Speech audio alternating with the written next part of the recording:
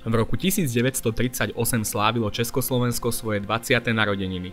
Prvé 2 desaťročia mladého štátu neboli bezproblémové, no podarilo sa mu etablovať do Európy.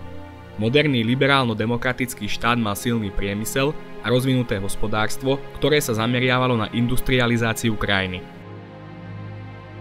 Výraznejšiu výzvu predstavovala národnostná otázka. Krajina mala okolo 14 miliónov obyvateľov. Česi tvorili miernu nadpolovičnú väčšinu. Oproti tomu Slováci tvorili len 16% populácie. Oba národy však figurovali ako jeden, československý. Početnú menšinu tvorili Nemci. 3 miliónmi obyvateľov výrazne prevyšovali počet Slovákov. Od roku 1937 sa Hitler snažil Československo zničiť. Vo svojom pláne nazývanom Fall Grün, zelený prípad, počítal so súčinnosťou tejto nemeckej menšiny.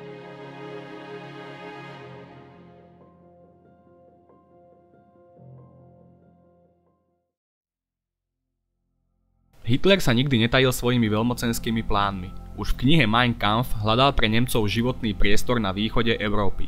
Sníval o zjednotení Nemcov do Tretej ríše.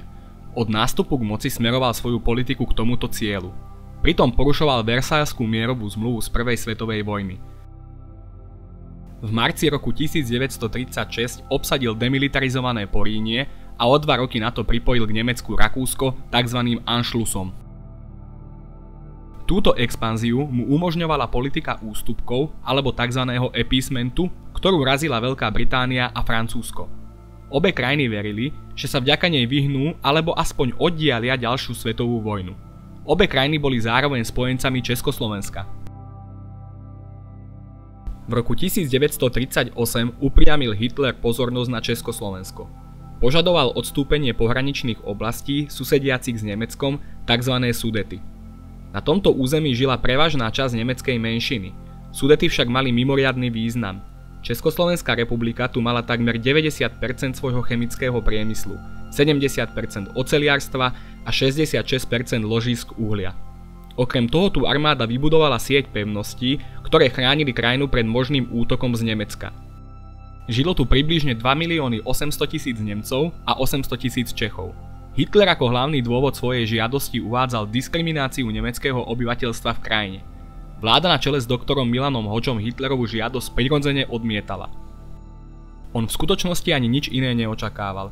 V marci pozval predsedu sudetonemeckej strany SDP do Nemecka. Konrad Henlein tu dostal inštrukcie, podľa ktorých mal československej vláde klásť nepriateľné požiadavky, ktoré by znamenali faktickú autonómiu Nemcov a potlačenie demokracie na tomto území. SDP svoje predstavy pretavila do oficiálneho programu strany a zverejnila ho na zjazde v Karlových Varoch. Tak v apríli vznikla tzv. Karlovarská rezolúcia. Hitler a Henlein týmto spôsobom vytvárali tlak na československú vládu. V zahraničí sa snažili vytvoriť dojem, že potenciálnym agresorom je práve Československo. Kríza sa vystupňovala v lete po vyhlásení obecných volieb. V Sudetách prepukli nepokoje riadené SDP a Nemeckom. Vláda Československej republiky poslala do pohraničia vojenské jednotky, pretože sa obávala otvoreného povstania. Milan Hodža sa snažil s Konrádom Henleinom rokovať. Navrhol voči Nemcom, Maďarom a Poliakom v Československu rôzne ústupky. Tie však Henlein podľa pokynu Hitlera odmietal. V tomto čase sa do konfliktu pripojili Veľká Británia a Francúzsko. Do krajiny prišiel Lord Walter Runciman, britský vyslanec, ktorý mal zhodnotiť situáciu v Československu a pôsobiť ako prostredník medzi vládou a SDP. Po dlhých rokovaniach medzi Henleinom, vládou a prezidentom Eduardom Benešom predstavitelia štátu de facto súhlasili s požiadavkami Karlovarskej rezolúcie. To členov SDP šokovalo. Wie Ihnen bekannt ist, meine Parteigenossen, sollten in diesem Jahr in der Tschechoslowakei. V napätej situácii sa ako zlomový ukázal Hitlerov prejav v Norimbergu, ktorý sa vysielal aj v Československu. Hitler v ňom obvinil predstaviteľov Československa, že sa snažia Nemcov v Sudetách vyhubiť. Na základe neho sa v krajine začali nepokoje, ktoré potlačala polícia a armáda. Henlein vyhlásil, že odmieta ďalej rokovať s vládou a že si želá pripojenie Sudet k Nemecku. Hneď na to utiekol do Berlína. Po nepokojoch sa vláda rozhodla sudetonemeckú stranu rozpustiť. Hitler to využil ako dôkaz potláčania práv Nemcov v krajine. Britský premiér Neville Chamberlain v septembri navštívil Hitlera v jeho Orlom hniezde.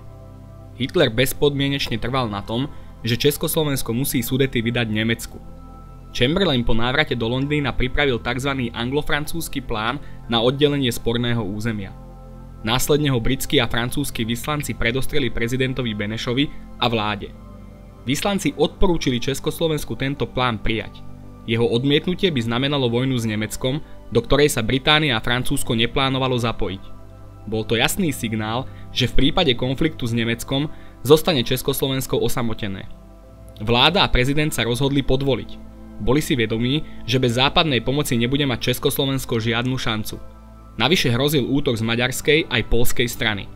Po tomto rozhodnutí podala vláda Milana Hodžu demisiu. Chamberlain následne opäť odcestoval do Nemecka. Hitlerovi tlmočil prijatie anglo-francúzskeho plánu Československom. Ten však stále nebol spokojný, vyžadoval si viac územia ako pôvodne, pridával ďalšie požiadavky, čím znemožňoval akékoľvek rokovania. S tým Chamberlain nemohol súhlasiť. Nechal tajne informovať dočasnú československú vládu, na ktorej čele stal generál Jan Syrový. Odporúčil mu, aby začal pripravovať krajinu na vojnu. Tak sa začala všeobecná mobilizácia. Československá armáda mala zakrátko 1,5 milióna mužov. Tí boli pripravení brániť svoju krajinu. Vo Francúzsku a Veľkej Británii bola všeobecná mienka opačného názoru. Politici stále dúfali v mierové riešenie sporu a obyčajní ľudia nemali v záujme bojovať o vzdialené Československo. Do riešenia sudetskej otázky sa vložil aj taliansky diktátor Benito Mussolini. Navrhol, aby bola situácia vyriešená na medzinárodnej konferencii. Tak sa v Mníchove zišli Benito Mussolini za Taliansko, Eduard Daladier za Francúzsko, Neville Chamberlain za Britániu a Adolf Hitler za Nemecko.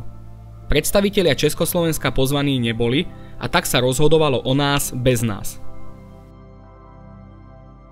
30. septembra 1938 bola podpísaná Mníchovská dohoda. Československo malo podľa nej do 10 dní odovzdať nemeckej ríši pohraničné územia Sudet.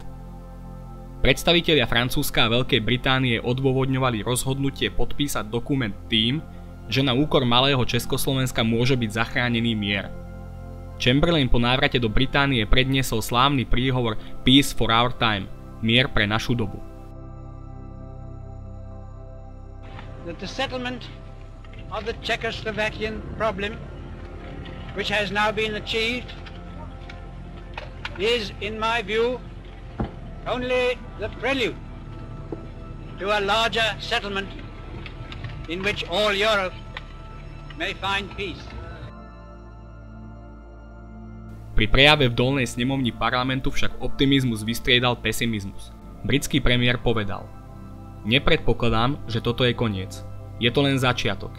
Ide o predzvesť horkého pohára, ktorý sa nám bude ponúkať rok čo rok, kým po obrovskej obnove vojenského elánu nepovstaneme a nezačneme bojovať za slobodu, tak ako za starých čias." Winston Churchill, ktorý Chamberlaina neskôr nahradí vo funkcii, to komentoval nasledovne: "Anglicko malo na výber medzi vojnou a hanbou. Zvolilo hanbu a bude mať vojnu." Predstavitelia Československa považovali Mníchovskú konferenciu za zradu. Ešte v deň podpisu dohody sa radili, či tento diktát prijať alebo nie. Armáda bola pripravená na boj, napokon však padlo rozhodnutie podvoliť sa. Dôvodom bola presila nemeckej armády a možný útok Poľska a Maďarska.